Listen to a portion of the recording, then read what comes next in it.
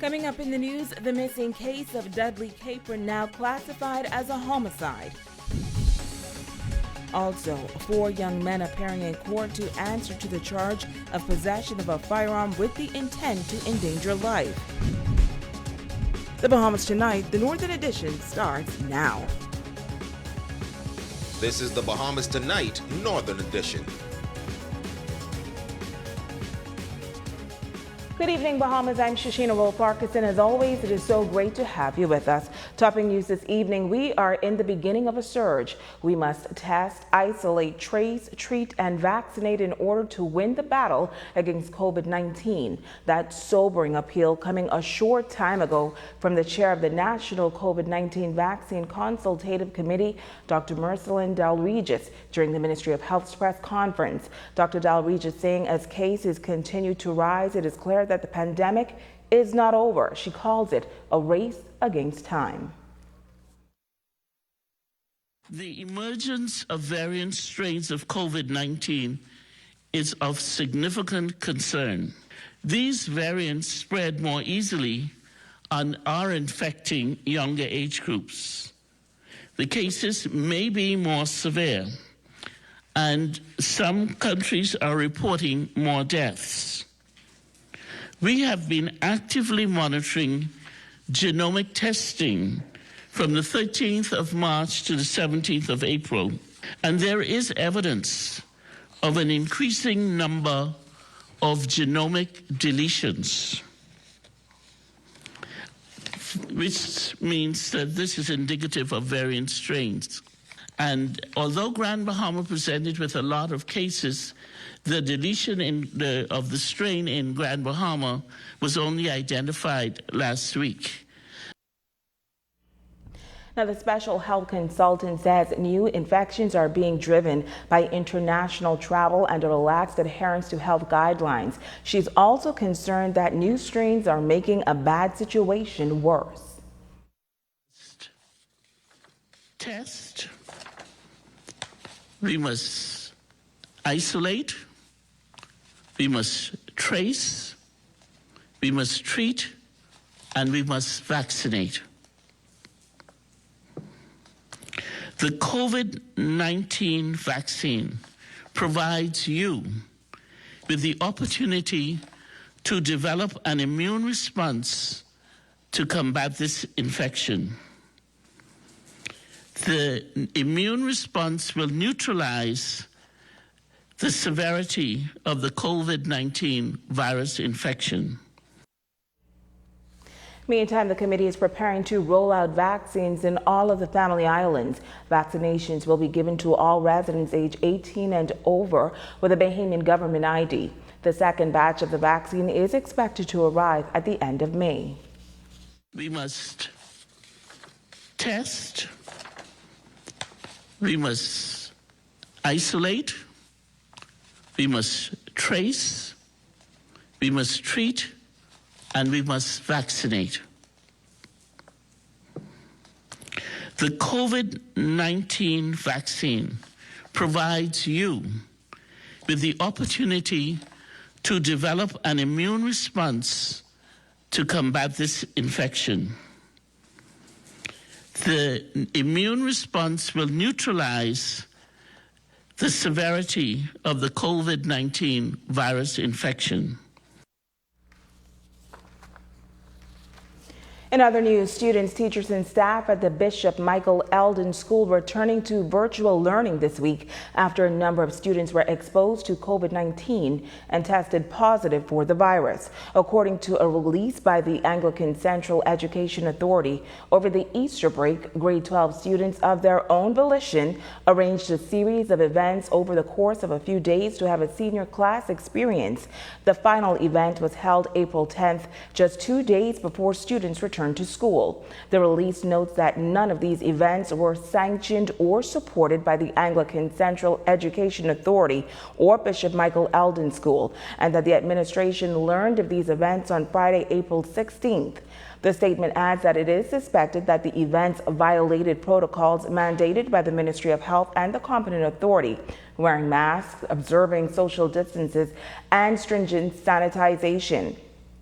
It is also suspected that students from other schools attended these celebrations as well, and there were increased risks of exposure for COVID-19. Some BMES students reported symptoms, and there are 2 known positive cases from this group.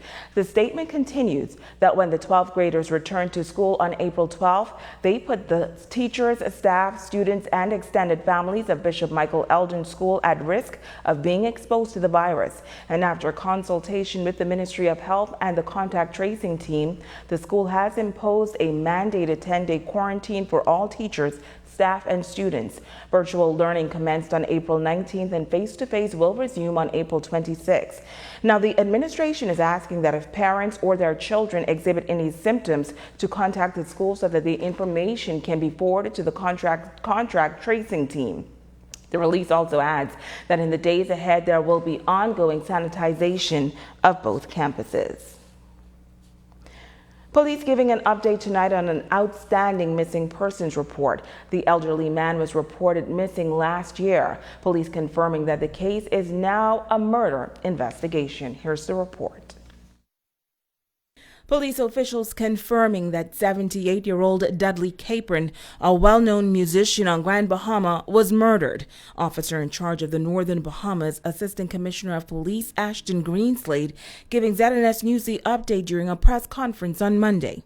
He was positively identified as the body, as the John Doe body, and we now know it's him. And like I say, we're still actively investigating that particular matter.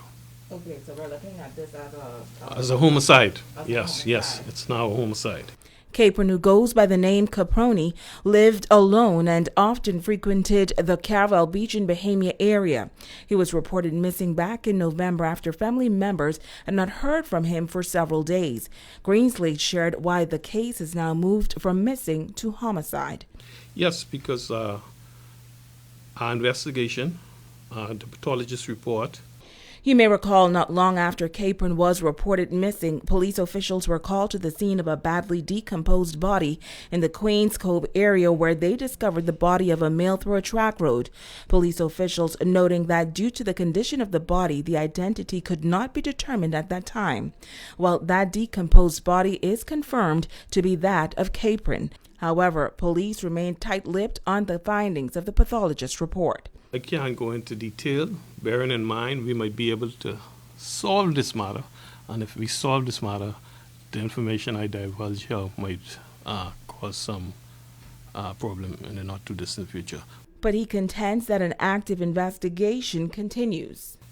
I have a small team from the Criminal Investigation Department who is still looking into that matter.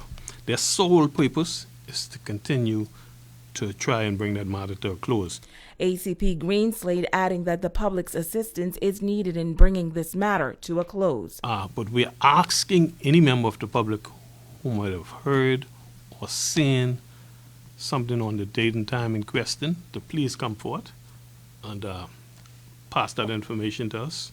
It might be the small piece of puzzle that we're looking for to close that particular case. Meantime, Assistant Commissioner of Police Ashton Greenslade telling our ZNS News team that the whereabouts of wanted man Kenrick Hanna is still unknown. You may recall that 29-year-old Kenrick Hanna was accused of murdering Monet Darville a year ago. Hanna is wanted on the charge of violation of the Bail Act. Given bail, and we're still looking for him. Anyone who might have any information as to his whereabouts, we're asking him to come forward, whether it be in Nassau or Bimini or Abaco, Grand Bahama, wherever he is in the Bahamas, or in the Caribbean or in the world. We're asking persons who might have information on his whereabouts to get in contact with the police so we could bring him back into custody. Now, Hanna is of dark brown complexion, muscular, 5 feet 10 inches tall, 210 pounds, with tattoos on his arm, leg, and chest. His last known address is Kings Bay apartment here in Freeport. Police say if you see Kenrick Hanna, you should approach him with caution. If you know his whereabouts, you should contact 911 or 350-3106-9 or 302-8430 or your nearest police station.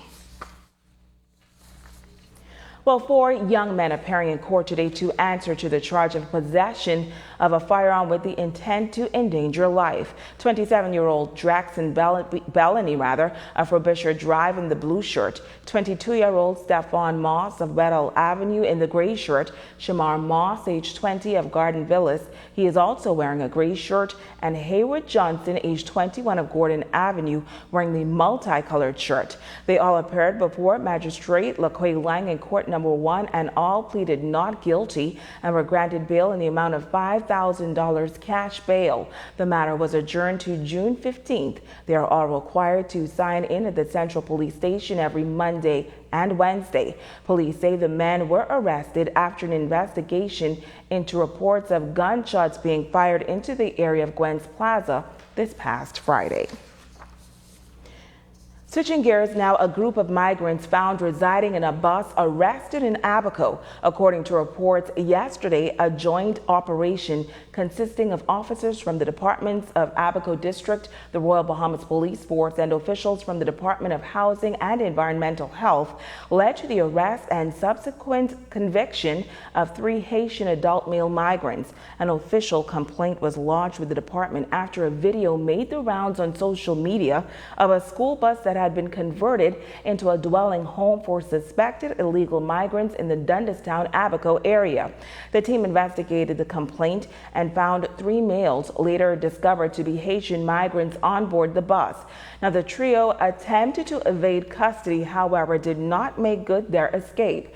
The men were cautioned and transported to the Immigration Marsh Harbor office, where further investigations revealed that they possessed no legal status in the country.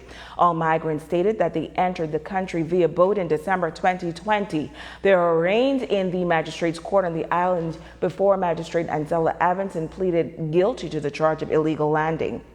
Now, upon conviction, migrants were ordered to remain in immigration custody for deportation, having been fined $300 or, in default of payment, serve 1 month at the Bahamas Department of Correctional Services. Stay with us. We'll be back right after this.